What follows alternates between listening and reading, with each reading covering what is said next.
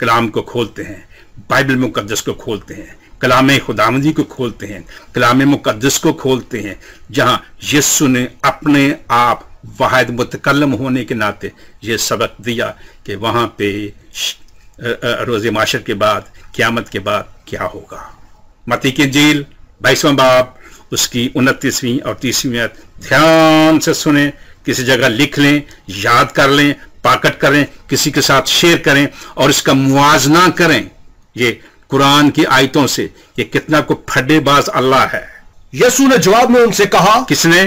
यीशु ने जवाब में उनसे कहा, किसने?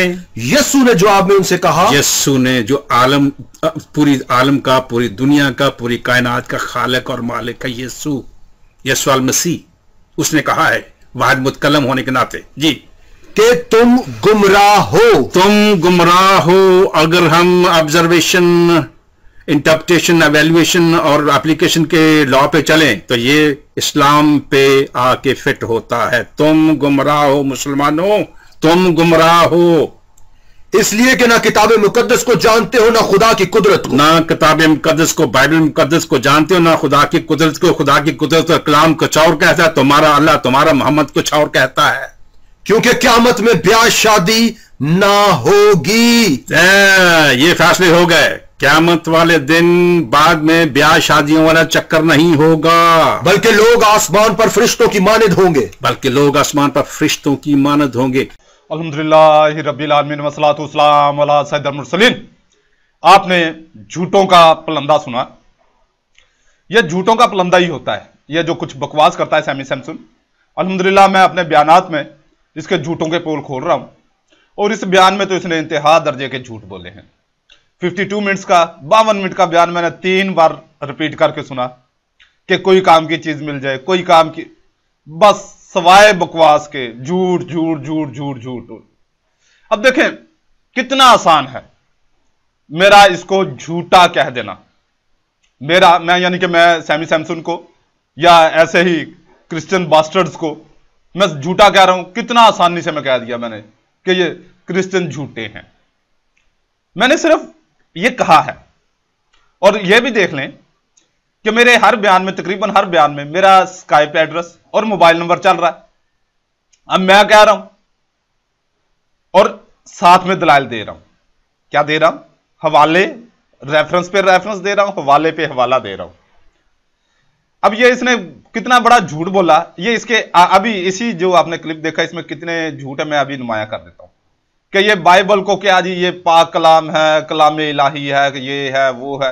अब हम देखते हैं कि हकायक की रोशनी में क्या बाइबल पाक कलाम या खुदा का कलाम या परवरदिगार अल्लाह रब्बुल इज्जत का जो एक ही है, जो हम सबका बनाने वाला है, वो नहीं जिसको हमने बनाया, उसकी बात नहीं मैं कर रहा, उस खुदा की बात नहीं कर रहा जिसको हमने बनाया, मैं उस खुदा की बात कर रहा हूं जिसने हमें बनाया।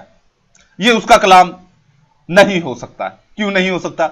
मेरे बयानात पर मैंने अब वो मेरे वीडियोस में कुछ प्रॉब्लम्स है, क्यों आवाज आगे पीछे हो रही है, क्योंकि वो मेरे पास इतने मसाइल नहीं है जैसा कैमरा मुझे मुयस्सर आता है। तो मैंने अपने इस एबो को छुपाने के लिए मैंने पोस्टें जो मेरी बनी हुई हैं पुरानी, वो मैंने आगे लगा दी हैं। तो इन पोस्टों को अगर आप पढ़ते हैं तो इनमें बाइबल की जो करतूतें या बाइबल को साबित हो जाती है कि ये अल्लाह रब्बुल इज्जत का हकीकी खुदा का कलाम नहीं, हां दूसरे खुदा का कलाम है, वो मैं बाद में बयान करता हूं। पहले इसके जो फोहश किताबों का मजमुआ है, कौन? बाइबल, इसको मैं साबित कर दूं कि ये फहाशी का, फोहश यानी कि बेहयाई का मजमुआ है। कहां से साबित होगा? बाइबल से ही साबित होगा। मैं कोई ऐसी किताब नहीं कि फलां किताब उठा लो, फलां किताब, ऐसा मैं करता नहीं हूं। वो आप मेरे बयानात को देखते रहते हैं, समझते रहते हैं। तो सबसे पहले आप देखेंगे तकवीन 3 बाब और इसकी आयत 5 और 8, इसमें आदम और हवा के नंगे होने का बयान है। फिर तकवीन 9 बाब और इसकी आयत 18 था 23, इसमें नूह का शराब पीकर बदमस्त नंगा हो जाना है। फिर तकवीन 12 बाब आयत 10 था 15, इसमें इब्राहिम का अपनी बीवी को फराउन से मुबाशरत के लिए भेजना। फिर तकवीन 20 बाब 1 और 2 आयत, इब्राहिम का अपनी बीवी को अभी मलक बादशाह के पास मुबाशरत के लिए भेजना। फिर आगे देख लें तो बाइबल के खुदा का जलील तरीन हुक्म यानी कि सजा है, हुक्मिया सजा है। सैमुअल 2 बाब 12 आयत 11। बड़ा अजीबोगरीब हुक्म है, यह जरा देखिएगा, आपको पता चल जाएगा किस किस्म का ये सजा दे रहा है बाइबल का खुदा। फिर वो सजा पर अमल दरामद होता है। कौन सा? कि दाऊद का बेटा, हकीकी बेटा अबीसलूम, उसने अपनी माओ से जिना किया। कहां से पकड़ा जाएगा? यह पकड़ा जाएगा आपसे सैमुअल 2 बाब 16 आयत 21 और 22। और फिर आगे अगर हम चलते हैं तो तकवीन 38 बाब पूरा पढ़ ले। यहूदा ने अपनी बहू को हमला किया, ऐसा हमला किया कि बस। फिर अब शालूम बिन दाऊद ने अपनी बहन तमार की इज्जत जबरन लूटी। सैमुअल 2 बाब 13 मुकम्मल पढ़ लें। दाऊद ने इलियाम ऊरिया हित्ती की बीवी को हमला किया। सैमुअल 2 बाब 11 पूरा पढ़ लें। लूत की दोनों बेटियां अपने हकीकी बाप लूत से हमला हूं। कहां से पता चलेगा? तकवीन 19 बाब पूरा पढ़ लें। यस्सु ने जानिया को जो ऐन फेल के वक्त पकड़ी गई वकालत करके छुड़ाया। यहां कहां से पता चलेगा? यूहन्ना 8 बाब 1 तक 11 आयत। और यह तो मैंने साबित कर दिया कि यह पाक कलाम या खुदा का कलाम नहीं है, ये है, मैं दोबारा कह रहा हूं, रिपीट कर रहा हूं, यह खुदा का कलाम है। मैं इसे खुदा का कलाम मानता हूं। किसको? बाइबल को। बाइबल को मैं खुदा का कलाम मानता हूं। मेरी ये वीडियो कोई कटिंग करके इसके पीस करके ना चला दे कि मैंने यहां पे ये कह दिया कि मैं खुदा का कलाम मानता हूं बाइबल को। किस खुदा का? ये वीडियो देखें। दूसरा ग्रंथियों उसका 4 बाब उसकी 4 आयत। यानी उन बेईमानों के वास्ते जिनकी अक्लों को इस जहां के खुदा ने अंधा कर दिया है। इस जहान के खुदा ने यानी शैतान ने जो वीडियो आपने देखी, इस खुदा का, ये जो सैमी सैमसून बता रहा है, ये इस खुदा का कलाम है। इनके इस खुदा का, किस खुदा का? शैतान का। शैतान खुदा का कलाम है। अब देखते हैं कि इसका दूसरा बड़ा झूठ, जो बाइबल का भी बहुत बड़ा झूठ है, तजाद है। तजाद, इंतहा दर्जे का तजाद और झूठ है, तो गंदा तरीन, फौश तरीन झूठ कि क़यामत में शादी ब्याह नहीं होगी। अब यह नहीं कि मैं कुरान पाक से शादी ब्याह साबित करूं, ऐसा कहीं नहीं करूंगा, या अहदीस से साबित करूं, या इनकी तफसीरों से साबित करूं, ऐसा कतई नहीं होगा। ये जो ये बकवास करता है ना कि कुरान पाक का कोई हवाला दिया उसके बाद बाइबल में घुस गया। अबे इस जलील तरीन किताब को, बाइबल को कुरान पाक के मुकाबले रख रहा है। ये फौश किताबों के मजमुए को तू कुरान पाक के मुकाबले रख रहा है। इसकी इतनी औकात है, इतनी औकात है इस बाइबल की कि तुम इसे कुरान पाक के मुकाबले रख सको।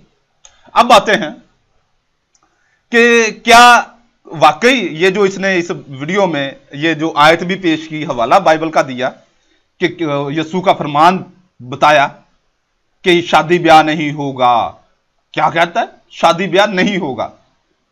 ऐसा कतई नहीं है। क़यामत में या रोज़े क़यामत के बाद या जन्नत में, ये ईसाइयों की गलीज जन्नत में, मैं इसको जहन्नम कहता हूं, इस जहन्नम में शादी ब्याह होगा। ईसाइयों की इस जहन्नम में, ईसाइयों की जन्नत और मेरे लिए ये जहन्नम है। इस जहन्नम में शादी ब्याह होगा, मैंने कह रहा हूं ना, और साबित करूंगा।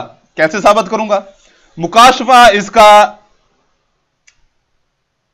19 बाब और इसकी 7 आयत, सिर्फ 7 आयत पढ़ते हैं। अगर पूरा पढ़ना चाहे कोई कि मैं कोई कटिंग कर रहा हूं, कोई आगे पीछे कर रहा हूं, तो पढ़ सकता है।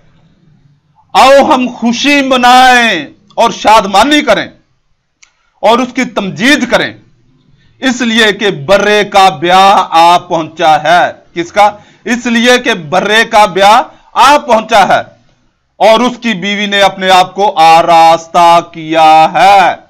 और उसकी बीवी ने अपने आप को आरास्ता किया है। यह टाइम जोन के बाद, यानी कि यह रोजे हशर के बाद की बात है। जन्नत में, यह जन्नत की बात है। अब यह बर्रा कौन है? आप परेशान हो गए होंगे कि यह बकरे की भी शादी होगी, बर्रे की भी शादी होगी। इसको तो हम काटते हैं, इसको तो ज़बा करते हैं, इसका तो गोश्त खाते हैं। नहीं भाई, परेशान ना हूं। यह बर्रा कौन सा है यह भी मैं आपको बता देता हूं, बाइबल ही से बताऊंगा। इसको देखेंगे आप पहला पतरस इसका 1 बाब 18 और 19 आयत। क्योंकि तुम जानते हो कि तुम्हारा निकम्मा चाल चलन जो बाप दादा से चला आता था, उससे तुम्हारी खुलासी फानी चीजों यानी सोने चांदी के जरिए से नहीं हुई, बल्कि बेऐब और बेदाग बर्रे यानी मसीह के बेशकीमत खून से है। यानी कि बेशकीमत, और ये कहां इससे क्या साबित हुआ कि यीशु जो है वो बकरा है। क्या है? बर्रा, बरा है, बर्रा, बरा, बकरी, बकरा, बरा बकरे को कहते हैं ना। तो ये जो बर्रा है, बकरा है या मेंढा है, इसकी शादी किससे होगी? इसकी शादी होगी, मैं आज इसकी दुल्हन भी आपको दिखा देता हूं। इसकी दुल्हनों की ये 2-4 मुझे तस्वीरें मिली हैं, तो इसकी दुल्हनों की मैं फोटोज भी लगा रहा हूं और साथ में पढ़ भी रहा हूं। इसकी दुल्हन जो है वो है क्रंतियों 2 और इसका बाब 11 और इसकी 1 आयत, पहली आयत। काश कि तुम मेरी थोड़ी सी बेवकूफी की बर्दाश्त करो, हां मेरी बर्दाश्त करो, मुझे तुम्हारी बाबत खुदा की सी गैरत आती है, क्योंकि मैंने एक ही मर्द से तुम्हारी निस्बत की है, ताकि मैं तुम्हें पाक दामन कंवारी की मानत मसीह के पास हाजिर करूं, मसीह के पास हाजिर करूं, पाक दामन कंवारी। और ये जो मैंने फोटोज चला रहा हूं, ये वही कंवारियां हैं, ये वही कंवारियां हैं जिनकी जो फोटोज चल रही हैं और जिनकी आप करतूतें देख रहे हैं। हकीकत में भी देखते हैं, इंटरनेट पर भी देखते हैं, वीडियोस में भी देखते हैं। अब ये तो मैंने साबित कर दिया कि क़यामत के बाद वो जो ईसाइयों की जन्नत दोज़ख, ईसाइयों के लिए वो जन्नत होगी, हमारे लिए वो दोज़ख है। उस दोज़ख में ये कुछ होगा, शादी होगी, और वहां पे ये यस्सु जो अपना मक्खन और शहद खा के पला बड़ा है, वो फिर इनकी तरकीब बनाएगा। अब ये तो साबित हो गया। अब आगे देखते हैं कि क्या बाइबल का खुदा भी कुछ करेगा क़यामत के बाद, रोज़े जज़ा हिसाब किताब के बाद करेगा? जी करेगा। वो शादी नहीं करेगा। बाइबल का खुदा वो शादी नहीं करेगा, क्योंकि वो शादी कर करके अपना तजर्बे करके, उसने मुझे 3 हवाले ऐसे मिले जिसमें उसने 3 शादियां की, 3 बार शादियां की और तीनों बार वो तलाक हो गई। तो अब आगे चलते हैं कि क्या बाइबल का खुदा शादी करेगा? बाइबल का खुदा शादी करता है। अब इसके जो नाकाम शादियां, उसका हम पढ़ते हैं। इसका हम पढ़ेंगे बाइबल के खुदा का इश्क और बीवी, हिजकिय्याल इसका बाब 16 आयत 4 ता 34।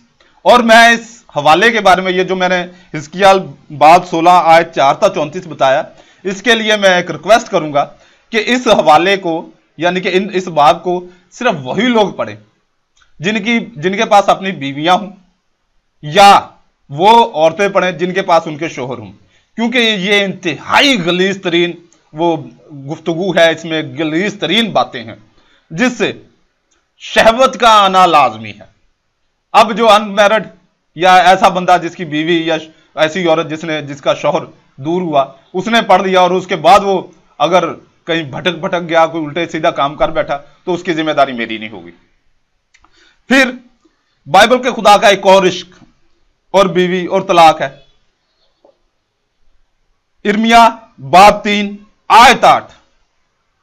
अब बाइबल के खुदा ने एक और शादी की और उसको तलाक दी। किसकी वजह से? बच्चों को करतूतों के वजह से।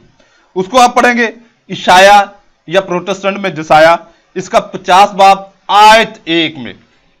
अब किन की वजह से तलाक दी? बच्चों के वजह से, यानी कि अपने बेटे बेटियों की वजह से तलाक दे दी।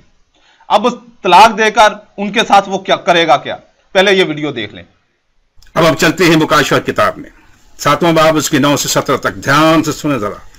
यह है सही हकीकत, यह है जन्नत की और फिरदौस की और खुदा की हजूरी की। असल में सबसे बड़ी बात है खुदा की हजूरी। खुदा जहां अपने लोगों के साथ रहे, वो बात है। इस्लामिक जन्नत के मुताबिक नहीं कि सिर्फ हो रहे हों और बंदे हो, 72 हो रहे हों और एक बंदा हो, वो मामला नहीं है। यहां पे खुदा अपने ईमानदार लोगों के साथ हो। और वो क्या करते हैं, जरा सुने। इन बातों के बाद जो मैंने निगाह की तो क्या देखता हूं जी, कि हर एक कबीला और कौम और उम्मत और अहले जुबान, हर कौम, हर कबीला, हर उम्मत, हर अहले जुबान की एक ऐसी बड़ी भीड़, बहुत बड़ी भीड़, जिसे कोई शुमार नहीं कर सकता, अरे कोई शुमार भी नहीं कर सकता, गिन भी नहीं सकता है, सफेद जामे पहने, जी सफेद जामा समेत, और खजूर की डालियां अपने हाथों में लिए हुए, जी तख्त और बर्रा के आगे खड़ी हैं, तख्त और बर्रे के आगे खड़ी हैं, और बड़ी आवाज से चिल्ला चिल्ला कर कहती हैं क्या कि निजात हमारे खुदा की तरफ से है। ये है बात, ये है बात, तख्त पर बैठा है, ये है बात, और बर्रा की तरफ से ये है बात, और सब फरिश्ते उस तख्त और बुजुर्गों और चारों जानदारों के गिरदा गिर्द खड़े हैं। फिर वो तख्त के आगे मुंह के बल गिर पड़े। वीडियो आपने देख ली कि अब ये देखें कि उसके बच्चे जो हैं, बाइबल के खुदा के बच्चे, वो क्या कर रहे हैं। वो उसके सामने खड़े होकर नजात नजात पुकार रहे हैं, ठीक है, डालियां वो अपना खजूर के हाथों में लेके कि तुझी से नजात है, मगर वो नजात नहीं देगा। वो उनको क्या करेगा, पुष्ट के बल गिराएगा, उल्टे मुंह गिराएगा। वजह, उसकी वजह है एक, अब ये मैं वजह जाहिर साबित कर देता हूं।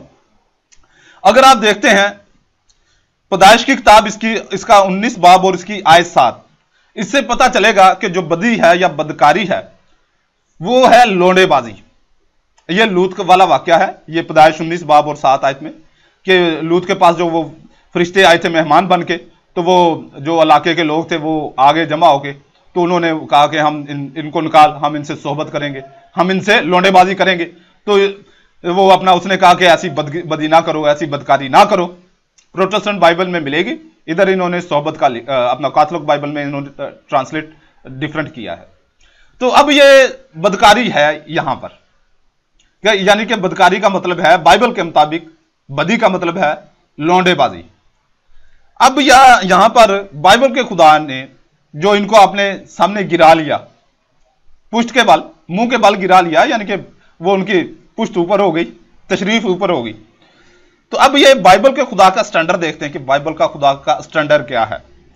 बाइबल का अगर आप इर्मिया बाब 42 यानी कि इर्मिया बाब 42 और आयत 10 पढ़ते हैं तो इसमें आपको बाइबल का बदकार खुदा मिलता है। क्या? बाइबल का बदकार खुदा, कि बाइबल का खुदा बदकार है, जो बदी भी करता है और पछताता भी है।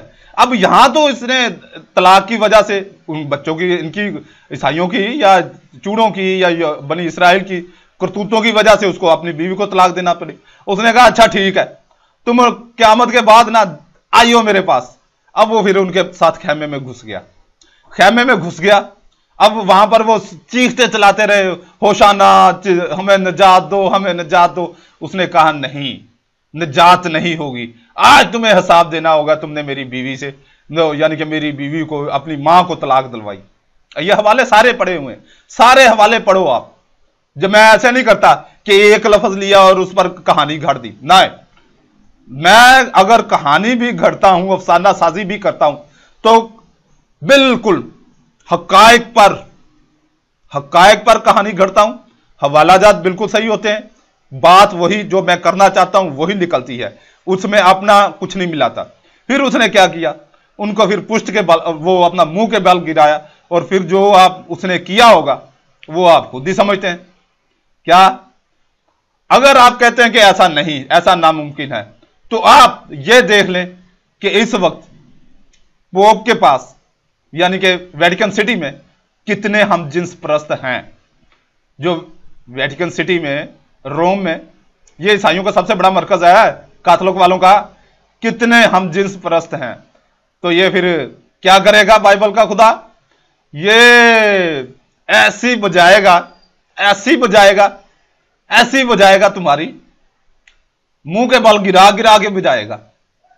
कौन? बाइबल का खुदा। और बदला लेगा तुमसे कि तुमने उसकी बीवी को तलाक दिलवाई।